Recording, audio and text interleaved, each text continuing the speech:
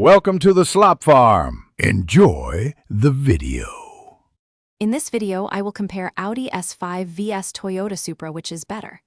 Follow my step-by-step guide and focus on real-world driving, comfort, cost of ownership, and practicality as we go.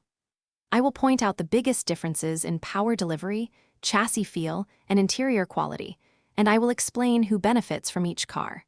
Stick around for a clear recommendation based on everyday priorities. Let's talk performance in plain terms. The Audi S5 feels refined with smooth turbo power and a planted chassis that soaks up imperfections, while the Toyota Supra is rawer with crisp responses and a sport-focused setup that rewards aggressive inputs.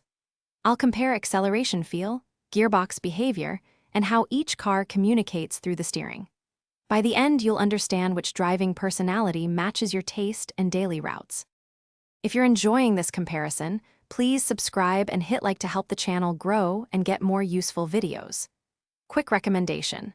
On another note, bento box make meal prep easy with these leak-proof containers I use all the time, and check the description for the link and other deals if you want one. Your support matters and keeps detailed reviews coming, so thanks again, and now let's get back to the video. Interior and practicality can decide ownership happiness faster than lap times. The Audi S5 presents a quieter, more luxurious cabin with comfortable seating and sensible storage, while the Toyota Supra prioritizes a driver-centric layout and firmer sport seats that trade some comfort for engagement.